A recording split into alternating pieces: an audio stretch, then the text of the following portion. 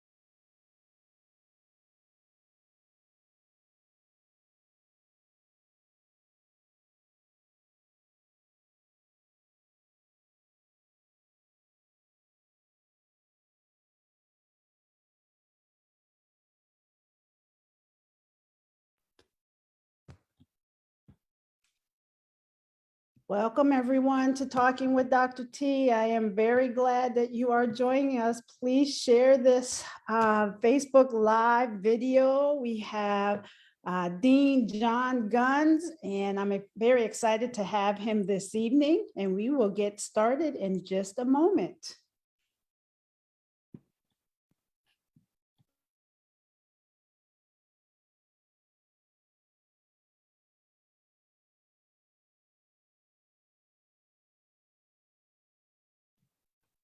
I see people joining. I'm glad to have you all. Good evening, good evening. Well, it is 8 o'clock and I will get started. Welcome to Talking with Dr. T, where we talk about issues and bridging the gap between faith and mental health, bridging the gap between theological and biblical foundations and psychological foundations and mental health. So I'm really excited that those of you who have joined us tonight, that you're here, and those of you that will be watching the recording later on, very excited. Remember, we are on the third Tuesday of each month, and next month I have Dr. Laura. She is going to be talking about forgiveness and unforgiveness. I have Dr. Laura Hubbard, and I have Dr. Jamie Eady, who is going to be talking about good grief and death. And then in June, I have a very good friend of mine, a former NFL player, pastor in New Jersey, and we're going to be talking about bridging the gap between faith and mental health and sports. And I'm looking forward to having him in June. And then we will take a break for the summer and then come back in the fall. So just wanted to let you know that our next coming shows are going to be phenomenal. And like I said, our speaker for June is Dr. Irving Fryer. So for tonight, I'm really, really excited to have Bishop Dr. John E. Guns, Dean Guns. And I was putting together his bio tonight to read, and I just think it's phenomenal. So let me just read it. Many of you know who he is, but as one of the clearest voices and greatest minds within the body of Christ and across the nation, Bishop John E. Guns has managed to educate, empower, and encourage the hearts and lives of several cultures, denominations, and people, always delivering a fresh, focused, and custom-tailored word. Bishop John Guns significantly transcends the expectations of the typical preacher. John E. Guns is the senior pastor of St. Paul Church of Jacksonville, where he has totally revived what was once a rigid, placid, traditional Southern Baptist church into an oasis of faith, fellowship, and fun. Through extremely innovative thinking and an approachable spirit, Bishop Guns has epitomized koinonia before the great congregation and has ultimately built an amazing community of worshipers. His love for worship is evident whenever the St. Paul family gathers. On June 22nd, 2021, Virginia Union University announced Dr. John Guns as the new dean of the Samuel DeWitt Proctor School of Theology at Virginia Union University. He also held the position of dean in a similar role at the School of Theology for Knoxville College in Knoxville, Tennessee. And many of you know he graduated cum laude with a bachelor's degree in sociology from Norfolk State University. And I couldn't wait to say that because Norfolk plays tomorrow at 2 p.m. Baylor University men's basketball. I think there's going to be some upsets coming in the tournament. Dr. Guns has a master's of divinity from Samuel DeWitt Proctor School of Theology at Virginia Union, and a DMin from there as well. He is an active member of Kappa Alpha Psi, and of all of his accomplishments, his most important is his family. Bishop Guns is a proud husband and life partner of First Lady Sonjani Guns, and a loving father of 3 daughters, Alexis, Deja, and Taylor, and G-Daddy to Trey. Welcome, Dean Guns, to Talking with Dr. T. Thank you so much. I am now officially angry at you because you should not have read that bio. Oh, I hate it. I hate it. I just hate it. I want to throw it. So, no, but thank you for having me. You are very welcome, and I'm excited to have you. You and I really connected during this pandemic and really talking about mental health with congregants, mental health with pastors and church leaders. And I thought this would be a great time for us to talk about bridging the gap between faith, mental health, and theological education. So let's first start off with your new role as dean. And can you tell our audience and give the audience an overview of your new role and what you do? An overview of being the dean of the Samuel DeWitt Proctor School of Theology at Virginia Union University. You got to say all of that. It's interesting because as I've navigated through these unfamiliar waters, unsettling waters at times, I've discovered that there are really two primary responsibilities of a dean. An academic dean, who of course works directly with faculty, and the primary purpose, of course, is instruction and the quality of education as relates to the students, and the administrative dean that is responsible for the administrative operational aspect of the school. Well, I'm both. I am the academic and administrative dean. As my role, I'm responsible. Like today, I had a faculty meeting, or had the monthly faculty meeting. Responsibility in terms of interacting with the faculty. And an hour later, I'm on a Teams meeting with the student that has some student concerns. Early in the day, I'm in a meeting with the financial aid director trying to navigate. So I use those examples to say within the course of a singular day, I've been both roles. I think the other thing is that, and as our president, Dr. King Lucas, has clearly stated to us, as deans, is our responsibility is to reimagine, to discern, and then to guide our schools in the direction of achieving the mission of the university and the mission of the School of Theology. And ultimately, at the end of the day, it's really about building out a vision that is built on our Stoic tradition, while at the same time working out a plan that will meet the needs of, most people talking about the post-pandemic church. I don't believe that will exist. I believe that we have to deal with this as the pandemic impacted church. And what does that really mean? And how does that really look?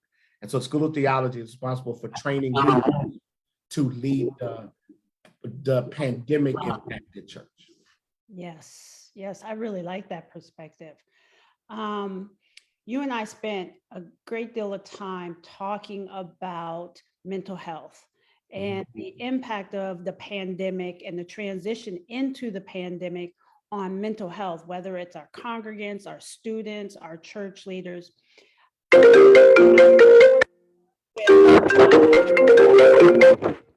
How would you define the role of the church, both inside and outside the mortar brick walls of the church, as it relates to pastoral care, mental health, and wellness? Amazing question. I think, first of all, let's be very, very clear.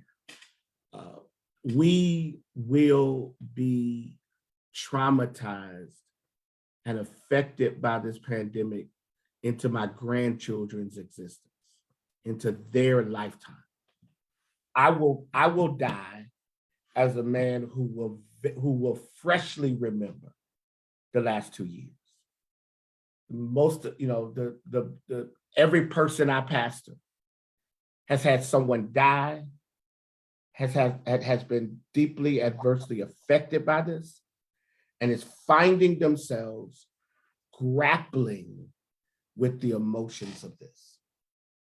In a very awkward way, there's been this ongoing battle internally to try the best we can to manage it.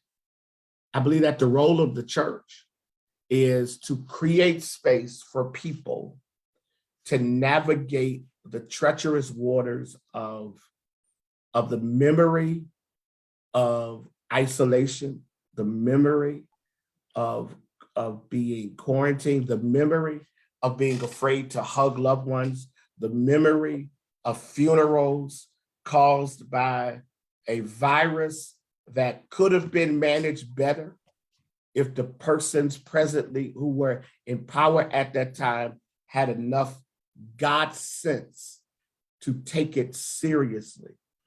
The memory of being fearful of a cough. The memory of getting sick themselves and wondering if this would be a death sentence. So the church has to create space for people to wrestle with that.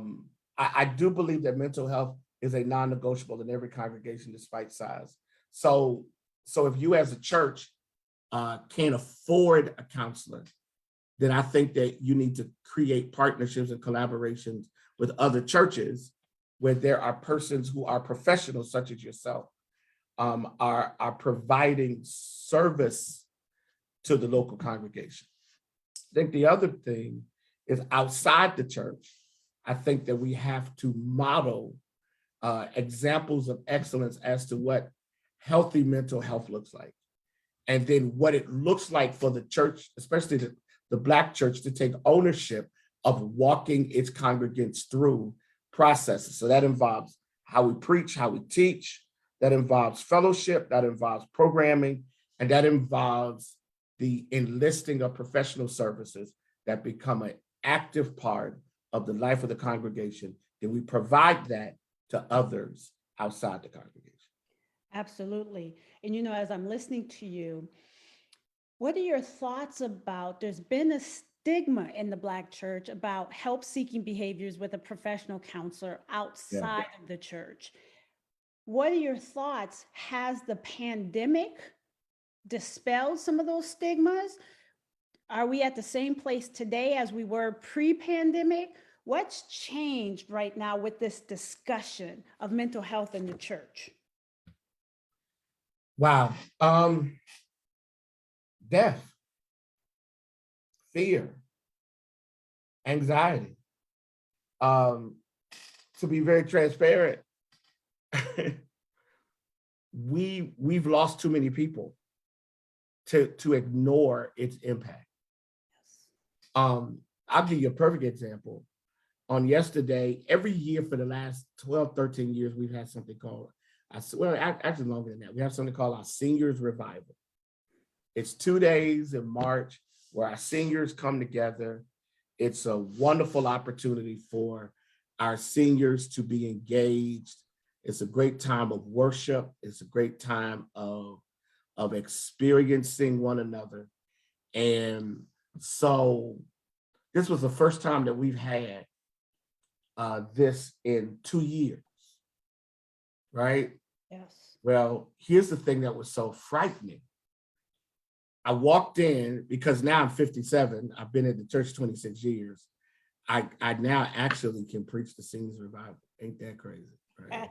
No, that's oh my God. I can now preach the seniors revival. So I walk in and I notice about 10 or 15 spaces where someone would have been, and they're no longer there. And in a very awkward way, as a pastor, I felt the burden of saying something to those who remain so that we could all, in our own quiet way, navigate absence. And that's really what the last 2 years has been about. Yes. Absence. Absence. Yeah, distance. And so, and so I think that a part of the challenge for every church, every theological institution, is to find a way to train, to equip, and to provide ministry of sensitivity so that we can help people navigate absence, distance, isolation. Yes. So with this, let's talk about the importance of the church and seminaries, theological education being in partnership. So I know I was in seminary 7 years ago, and people used to kind of stay hands distance away from me because they knew that I was a professional counselor. And they're like, oh no, I can't be talking to you. Even though they're my colleagues and my fellow peers, oh no, I don't want anybody seeing me talking to you because I don't want them to think I'm seeking counseling. How do we bridge the gap between theological education and psychological foundations? And what is your vision as a dean? Well, interestingly enough, arriving on the campus of the School of Theology after being physically away from the school for a number of years, I was an adjunct, but I was an adjunct. I was an adjunct, virtually. I did an online class the last couple of years, which was the pandemic, mind you, right? So arriving back on campus, we were already grappling with this as a school. And, we had a couple of grants and a couple of centers kind of designed to try to address some of this stuff. I don't know how functional and how effective they were, but in some way it existed. Well, interestingly enough, we have a grant called a sustainable, it's a sustainability grant. And we have a couple of our, one of our professors is leading this time of retreats for pastors. And the goal of it is to help pastors with mental health. Well, we were doing that before the pandemic. Pandemic altered how we would do it. But the thing that was so interesting as I talked to Dr. West, who's leading this effort, is that in the conversation, the thing that hit me very hard was that a part of the role of theological education is to create a holistic environment of spiritual formation where mental health is embedded in one's spiritual formation. One's intellectual development without spiritual formation, which partners with mental health, means that you're basically creating someone who is smart but may not be sane. And sane for me is not just it's not just that you are, it's not just that you are a smart person. No, sane for me is that you have the capacity to manage the demands of life and to deal with the various dynamics of life, because the stressors of ministry can take you out.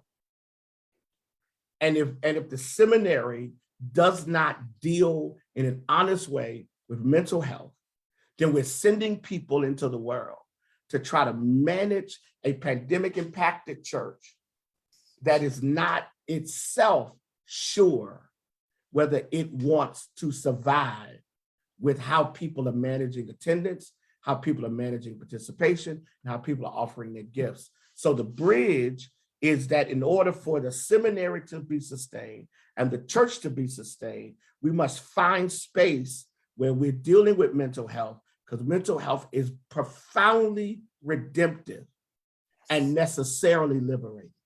Yes. And when we understand that mental health isn't because you're quote unquote crazy or you got big emotional issues, mental health is also the preventative and maintenance part of your existence, whereby you get a chance to work through some things so that those things don't overtake you and ultimately damage you and slows down your ability to be the woman or the man that God has created you to be. Absolutely. I don't know if that answered the question, but Oh, I promise you what I was. It does. And you are absolutely right, because one of the tensions that I've been having in terms of my passion in educating church leaders and pastors and ministers, I heard a pastor say one time, we don't need professional counselors. We don't need therapists. People just need to pray more.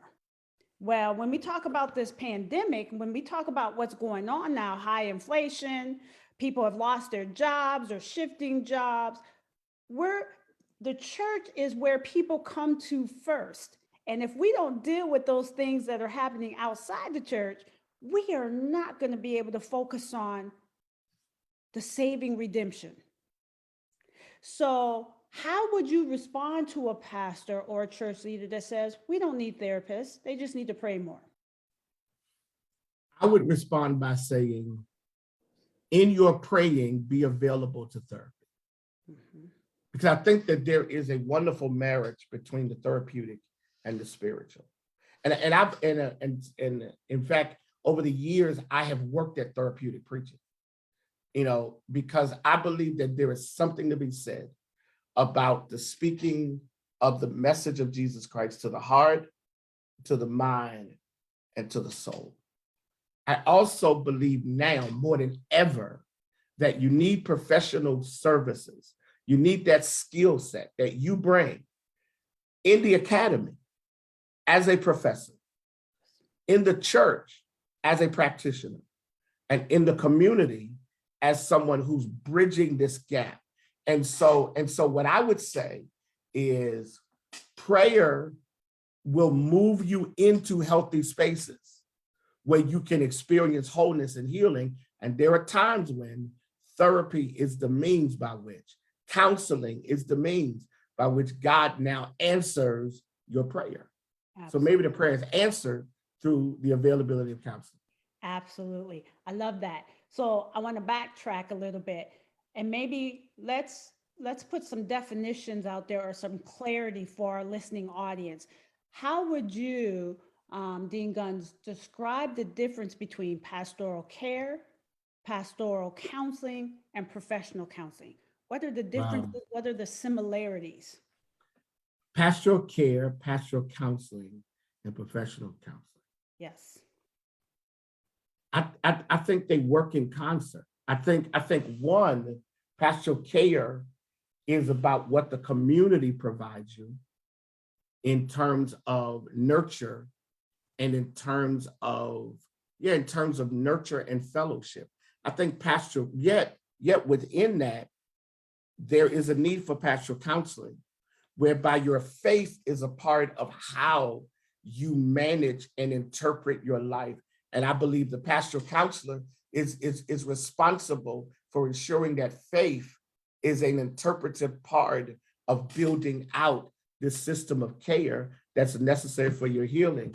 And then I think professional counseling is just that. It's someone who takes very seriously the responsibility of giving you the tools by which you manage life, and by giving you space to talk through those spaces in your life that you may not feel comfortable talking to anyone else. And so at the end of the day, I think pastoral care, which is about, for me, nurture and fellowship and doing and providing that which helps someone to manage life, then pastoral counseling, which is about using faith to help you interpret the challenges and traumas of life, and then professional counseling, which provides you the toolkit, by which you handle the stressors and deal with the anxieties of life. I think when you put them all together, what you have is a healthy system that ultimately ensures that someone can function in a depraved world without being so damaged that they can't effectively live out the quality of a healthy life. Absolutely. So I'm going to focus on the pastoral counseling piece for a second and the professional counselors, because right now I know on Facebook Live, there are a number of professional counselors who are interested in also bridging the gap between faith and mental health. These professional counselors are interested in partnering with churches. How would you recommend, or what strategies would you give to these professional counselors to partner with church leaders, especially in the Black church? Well, honestly, I think a part of it is just putting yourself out there. I think a part of it is offering your services. And this is gonna sound strange. Yeah, and probably is gonna sound a little strange. I think that sometimes the opportunity to provide the service must come before the compensation. Yes. Because I firmly believe that there are enough Black churches out there that need the services of professional counselors and pastoral care counselors. And I believe that at the end of the day, like I'll give you a perfect example. Our church started at the beginning of 2021 with something that we did every Tuesday via StreamYard on Facebook Live, where we had this sister who is a part of our, who's actually in Jacksonville, and she did these, virtual sessions, and our church enlisted her. She did these virtual sessions, and the sessions actually were, she never charged us. She still doesn't. Mm-hmm. And I'm not asking people to not be compensated. You should, but I'm saying that this is still very new to us.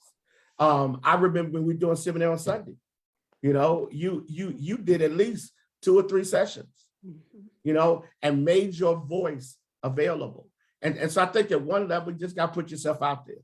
I think at another level, pastors have got to understand that you're out there and that you are as important to their church right now as the worship team. So we got to be willing to make investments, because my goal is to hire a professional counselor that becomes a part of our church staff. Yes. And move us into a place where counseling gets taken out of the hands of people like me. Mm-hmm. I counsel from experience. Right. You counsel from training. Right. And that's a different dynamic that the church now understands and values. Yes. And I appreciate that. So I'm going to put a plug in terms of those professional counselors who are listening.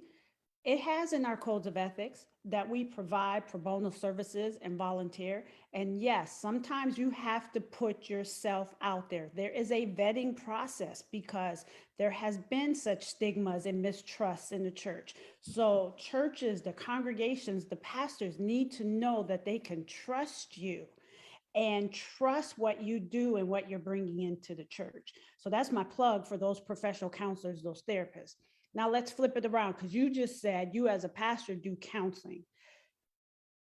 What are the ethical considerations that pastors should consider and be aware of when it comes to counseling and their own providing counseling as a pastor? I honestly, and that is a question that I don't think we've asked soon enough. Because some of us in counseling have created codependent relationships whereby people have come to us for counseling, and what we ended up doing was providing them comfort at levels that made us both vulnerable. I strongly believe, first of all, that a church would be wise to have an insurance policy in place to protect those that are involved in this process, in this endeavor. And I think now the church would be wiser to remove itself from providing what we consider to be counseling and put it in the hands of people that we're willing to compensate so that our members get the highest level of quality service. You know, I'm reading the Facebook Live piece, and it's funny. Someone asked the question, do preachers and pastors work for free? Mm. And my response to that is more than you know. Right. More than you know. Because sometimes, you know, what we are attempting to do as a pastor is to provide the kind of help that people need. Mm-hmm. And I've discovered after 26 years at St. Paul and 32 years of full-time ministry as a pastor, I've discovered that my wisdom is to know what I can't do and be secure enough as a leader to remove myself from this messianic need, this need to answer every question, this need to fix every problem, and understand that there's a Dr. T out there that is far better at this than John Guns. Yes. And so I'm looking for that person, right, because I think that will protect not only the church, yes, not only the congregants, or as we call them, partners, it'll protect me, yes, from, you know, because, you know, I think I've done a decent job over the years, right? Right. But sometimes I've been baffled by how to help someone. Right. And early on, you don't refer people, right, anywhere in the church. Right. You get oil and you slap them on the forehead. Right. But now I've discovered, put people in the hands of professionals and let them do the work that they're called to do. And then watch how much better people are. And I'm seeing that in my own life personally right now, how much better people are when they're put in the hands of people who have been trained to do this. Absolutely. And, you know, I guess I'm going to now put a spill out there for the pastors, is that there are different ways that you can partner. So, you know, I am a product of Mount Airy Baptist Church, and my pastor, Dr. William H. Curtis, we started a church-based counseling center that is a part of Mount Airy. His approach is that they're only going to provide, they being the pastors and ministers, up to 3 counseling sessions. If it's more than 3 sessions, they're now referring over to the counseling center, just for that ethical reason, just for that dependency.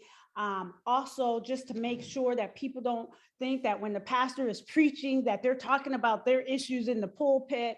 So I think it's important to understand, you can have a church-based counseling center. We have Renaissance Counseling Center with Dr. Carla Debnam in Maryland. You can have a federally funded state counseling center. So we know Pastor Jeff Dennis has the Minority Behavioral Health Group, right? Or you can have a list of clinicians in your community that you can refer to somebody outside. So there are different ways for pastors to partner with counseling centers, starting something in their church, or having a list of referral sources in the community. But I think from an ethical standpoint, we all should be practicing within the scope of our training. And if a pastor has not been trained in counseling or basic counseling skills in their theological education, they have to know when to be able to refer. Sure. And it's interesting, even for those of us who are part of the academy and those of us who had, you know, pastoral care and pastoral counseling, you know, the whole intro to pastoral care, the whole intro to pastoral counseling, you know, that is still just that, an intro. And especially now, because the pandemic did a work, it is still doing a work on people. I mean, I fly every week, right? Sitting on a plane and someone coughs, the whole plane, oh my God. Hey, Dr. T, the whole plane shuts down. Like, oh God. I mean, one time I thought people were gonna grab parachutes and jump off the plane. It's crazy. But I think the thing that happens ultimately is that as the church takes seriously its discipleship responsibility, I think we must now integrate into our understanding of discipleship this idea of mental health and how mental health should be done successfully to meet the needs of people. Yes. So I'm gonna, this wasn't one of my questions on the list, but I think you're gonna be all right with this question.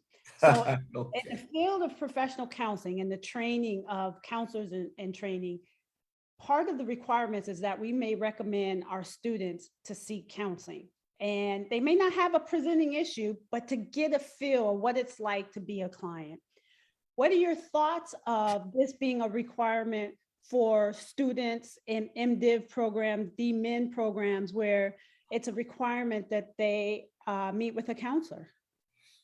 No, I mean, honestly, I think it's a good idea. I don't know how functional that I don't know how possible that is. But no, I think it's a great idea, and I think it's something that we really do need to consider. You know, reality is that seminaries are training leaders, and leaders have a unique responsibility. Seminaries are training servants, activists, community leaders, political leaders. You know, the seminary is no longer one-dimensional, where it's only preparing the person to pastor. Right. You know, seminaries must now prepare chaplains, you know, who work in various areas. You know, seminaries must now prepare persons who are doing the work, you know, within the community, persons who are doing the work, you know, within the, the political systems and the legal systems, people who are fighting for justice. And so I honestly believe that, you know, that counseling it is helpful as you do frontline work. And so, yes, I think it would be phenomenal. And maybe that's something you can help me do. Yeah. How about that? Absolutely. How about that? Because, you know, it's interesting. You're talking about preparing leaders. I come from this stance, leaders as a person, leaders as a professional. Who you are personally doesn't stop at the door in your role as a professional, and vice versa. Who you are as a professional leader doesn't stop at the door in your personal life. So it's important to spend time understanding who you are personally, so that any unfinished business doesn't spill over in terms of what you're doing professionally, right? Yes. So how do we get our leaders in the church to understand it may be important for you to finish some unfinished business so that you are not harming your congregants? If you can't help them, at least don't harm them. Wow. I think one of the challenges to that is, this is gonna sound really crazy. Your peer group is important in helping you make certain decisions. I think that when you are a part of a peer group who takes seriously, the need for wholeness and healthiness, and isn't just pushing ambition, bigger church, more expensive car, bigger house, but it's actually pushing and driving you to be a healthy, functional person, within your circle. I think that helps because I'm connected to people like Dr. William Curtis, and others. It helps because who they are pushes me to want to be healthier. Being connected to Jeff Dennis, who was ahead of the game with mental health. Yes. Way ahead of the game. I mean, 20, 30 years ago, Jeff was talking about something that Black folk didn't want to talk about. So I think at one level, it's your peers. I think at another level, it's the stress of your own journey and the awakening that if you don't go get some kind of help, you are going to drown in this process. Now, painfully, not too many of us wait too late. And when we finally get help, we're so deep in the abyss, So I would think experience, a journey, and then finally, those who are professionals who love you, care for you, and want you to do better, who will not be afraid to say to you, you know, you might want to sit down and talk to somebody. Because I can hear in your preaching, in your body language, in the way you're interacting, that this is starting to get to you. Yes. And truthfully, I've pastored really good churches and I've pastored really good people, but it has not always been, but they've not always had that sensitivity, right? And so I think that your peer group, I think your personal experience, and I think professionals or people who are close to you who understand where you are and are willing to tell you the truth. Yes, yes. I have a question on Facebook Live. I'll come to Dr. Brian Jones's question in a moment. You said something, and I want to make sure that I put this plug, because if any of our church leaders need to seek counseling, or if your peers are suggesting, one of the things that I find important is that people know engaging in a counseling relationship is confidential and it's private. All of us who are licensed, we are bound by ethical and legal laws that we cannot disclose anything that we talk about in counseling sessions unless we're concerned about that person's safety or somebody else's safety. So I think it's really important, because there's always this stigma of they're going to tell my business. No, we're not going to tell business. So please understand, if you are a church leader and in need of counseling, we want to make sure to protect your confidentiality and privacy, whether it's individual counseling or family counseling. So here's the question. What is the Samuel Proctor School of Theology plans to do about training in mental health? Wow. Again, you know, I shared with you that, you know, that there were some things we were already doing as a school. One of the things that we are committed to, and I've talked to our leader in this area, Dr. Harry Simmons, we are committed to providing more targeted courses dealing with this area of mental health. Our goal is to build out a chaplaincy program. And so I think a part of that is going to be building out more courses for that. We also have a center for spiritual formation. And a part of the goal of that center, you know, before I got there, and now I'm pushing it, is to ensure that we deal holistically with the needs of the student. We have also made, and we're making every effort, and this may seem really strange to people, we're making effort to remove the stress that students are facing in certain areas like financial aid, like debt. I mean, reality is, oh God, how many students are in debt? And you know, and I may be getting ready to get myself in trouble, but I think sometimes we've got to do a better job of preparing ourselves to go into certain environments, because they're going to want that student loan paid off. And if you overextend yourself in debt, then the stress of coming out of seminary is going to be far greater than the stress of being in seminary.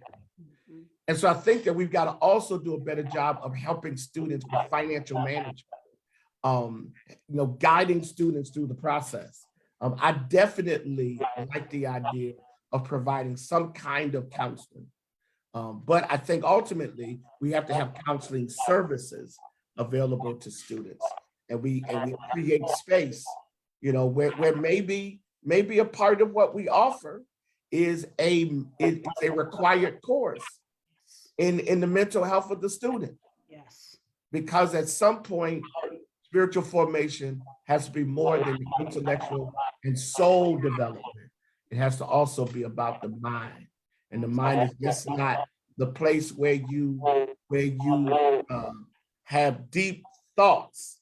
The mind is the place where you should also be experiencing rest. And I think that comes with that. Absolutely. And you and I have talked about this, and we know when people are under an extreme amount of stress, financial stress, career stress, that can impact a person's physical health. So we didn't even Yes. talk about physical health. So now we bring in that physical health, and then, you know, mind, body, and spirit goes together.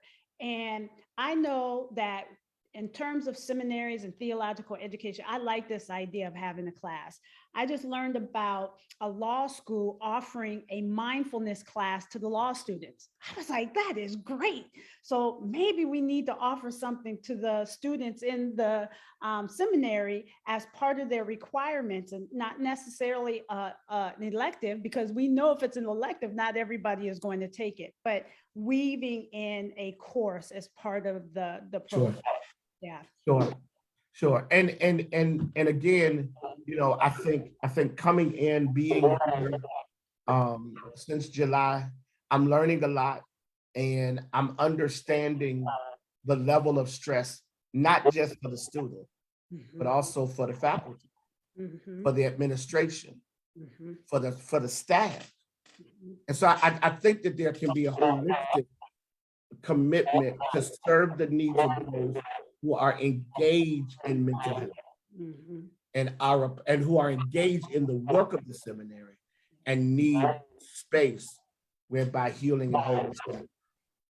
All right, Dean Guns, we are on to something, because I think we need to combine the spiritual formation, the mental health, the wellness, and the mindfulness together in a class. So, you know, if you need me to come up with a course syllabus and the course objectives, I got you.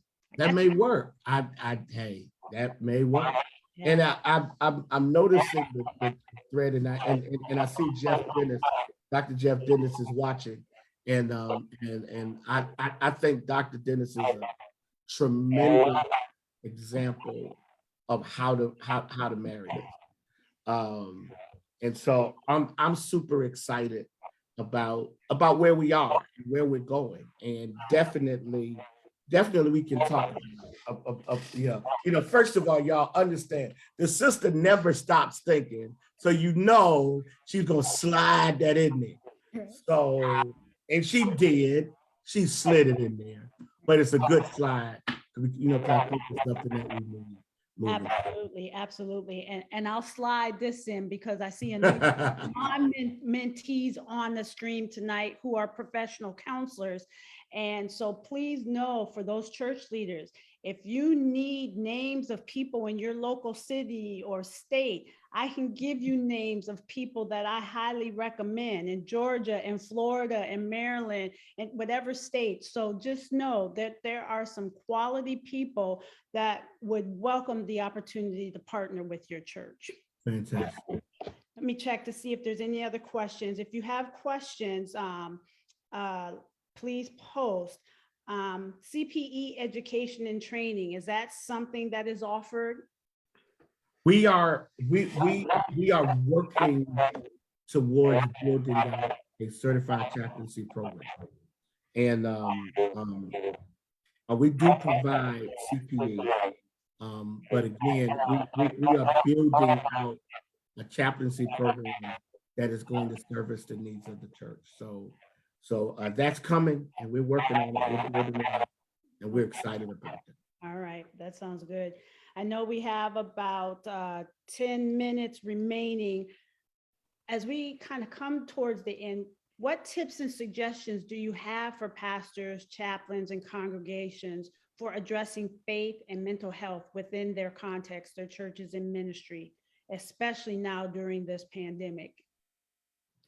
I think the first thing is, you know, my first tip is, do not minimize spirituality as a part of this. I do believe in the power of prayer, but I also believe in the power of managing, building, bridging professional services. So I think the first thing is that is broad. Yeah, here's clearer. Broaden your understanding of spirituality. Yeah, that's clearer. Broaden your understanding of spirituality. Broaden it. Make it expand it, so that it's not just what you do in the sanctuary, but it's also maybe what you do in a counselor's office. Broaden it. I think the other thing for pastors is organize your ministry around the holistic health of your members and not just around their church participation. So at one level, you have to think about more than getting people in the building. You have to also think about their lives once they leave the building. And I think a part of that occurs because of your sensitivity to the needs of people. I think the other thing is that the church must identify young people who have a desire and an affinity and a call to this, and affirm it as much as we affirm the praise and worship, or the young woman or young man who feel called to pastor. You know, we must start discerning those young people in our church who have a certain affinity and commitment to something, and then we as a church directs them, guides them, and yes, even finances them, so that they now get these skills and they feel like the Black church took ownership of my dream. Yes. So I feel committed to my church, to the church, because they saw in me. Here's what's interesting. We've got to start discerning the gifts of people who don't move.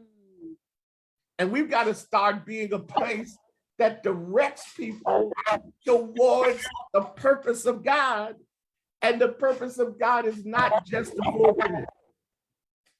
We have to raise the bar. Yes. And one way to do that is by creating a church that celebrates the profession of counseling as a valuable part of the work of the church. Absolutely. I love it. And we're really, somebody put it on Facebook Live, and I'm just going to say, coming from a holistic ministry, right? And addressing all of those domains of wellness. Yes. Yeah. Yes.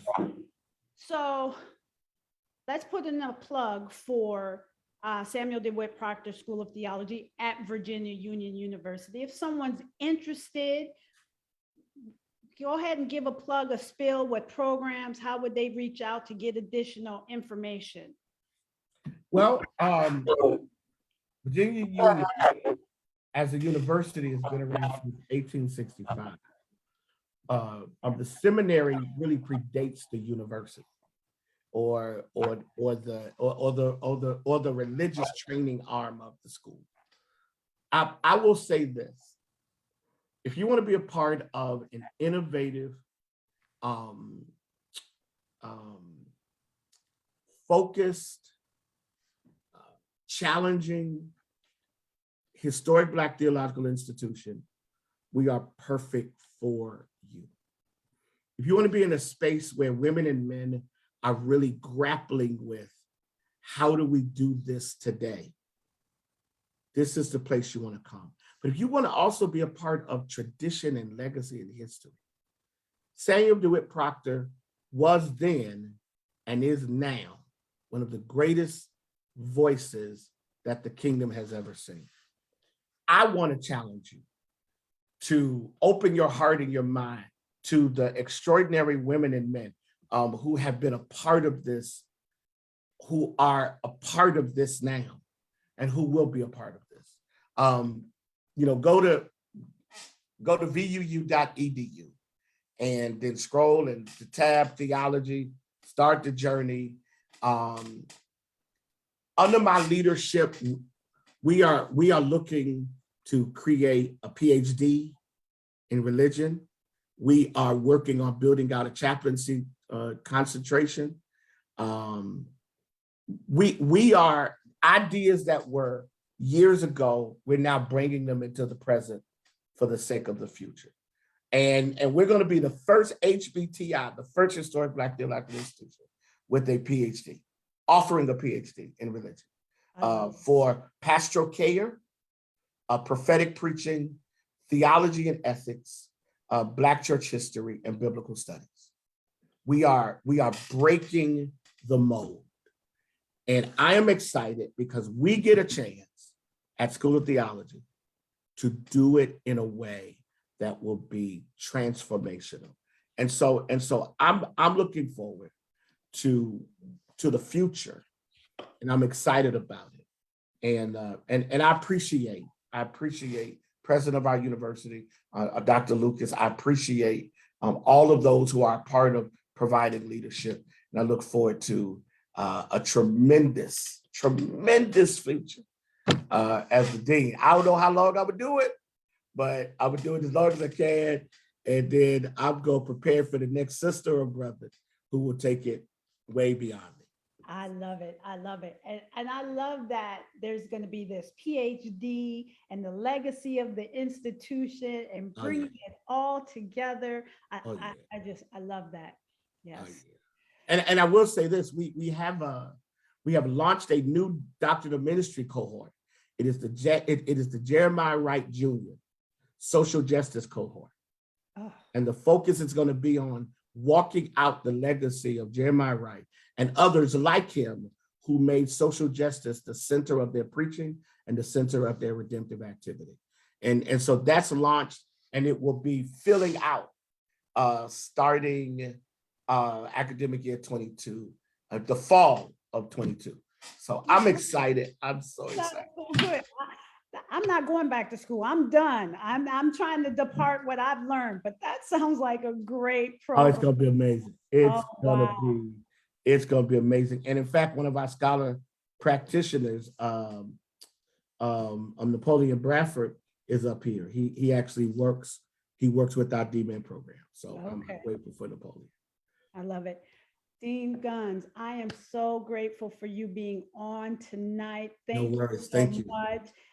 Just thank you for being able to collaborate, to believe in this topic, bridging the gap, and being a voice as we move forward in the future, and being a voice today. I thank you so much. So as we come to an end, is there anything else that you would like to say that you haven't mentioned throughout our conversation? No, just listen, trust God and trust the gifts that God has given to the church. Understand that the gifts are not just in the pulpit. The gifts are also diverse and necessary. And understand that Black theological education is here to stay. It is unusually amazing.